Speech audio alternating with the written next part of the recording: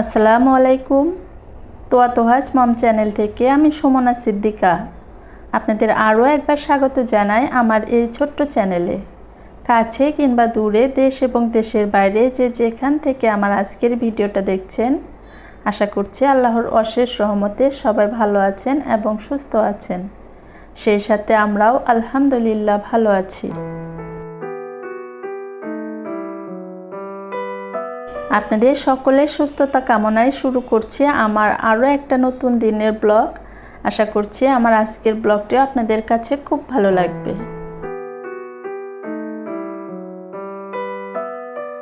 আপনারা অনেকেই হয়তো জানেন, আমার ভাগ্নের বিয়ের উদ্দেশ্যে আমরা গ্রামের বাড়িতে চলে এসেছি। তো এখানে বিয়ের আয়োজনগুলো একে একে কমপ্লিট হয়ে যাচ্ছে। তো আজকে ছিল গায়ে হলুদ। এখানে গায়ে হলুদের প্লেটগুলো সাজিয়ে নিচ্ছি আমরা সবাই মিলে, যে যেরকম পারছে, যার যার নিজের অভিজ্ঞতা থেকে সাজানো হচ্ছে। তবে আলহামদুলিল্লাহ সবগুলো সাজানো প্লেটই কিন্তু অনেক বেশি সুন্দর ছিল।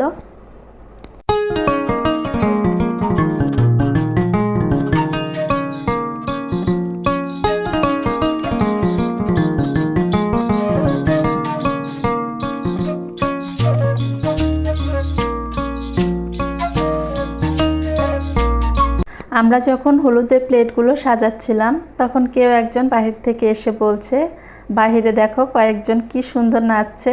তো এসে দেখে একটা ছেলে নাচছে, তার সাথে এই দুটা বেবিও কিন্তু খুব সুন্দরভাবে নেচেছে। আসলে ওদেরকে আমরা চিনিও না, ওরা কোথায় থেকে এসেছে। দেখার উদ্দেশ্যে এসে কিন্তু একটু নেচেও চলে গেছে। ব্যাপারটা কত হাস্যকর, তাই না?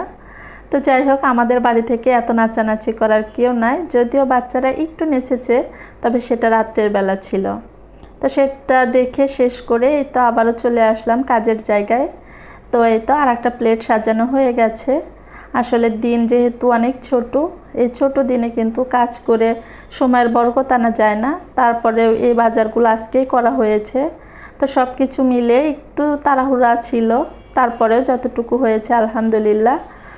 তো এই তো এখানে আবার আর একটা গাছও বানানো হয়ে গেছে। আমরা কিন্তু সবাই মিলেমিশে কাজ করছিলাম, তার জন্য সময় কম থাকলেও বেশ কয়েকটা প্লেট সাজিয়ে নিতে পেরেছি।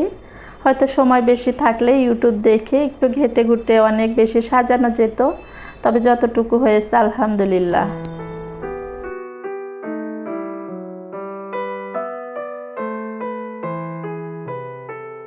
হলুদের প্লেট সাজাতে সাজাতে আপনাদের কাছে একটা রিকোয়েস্ট করে নিচ্ছি।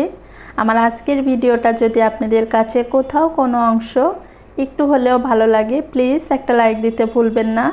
সেই সাথে আপনি যদি লাইফস্টাইল ব্লগ দেখতে পছন্দ করেন বা এরকম ভিডিও আরও দেখতে চান, তাহলে চাইলেই কিন্তু আমার চ্যানেলটা সাবস্ক্রাইব করে আমার পাশে থেকে যেতে পারেন। আর অলরেডি যারা এই কাজটা করে দিয়েছেন তাদেরকে জানাই অসংখ্য ধন্যবাদ।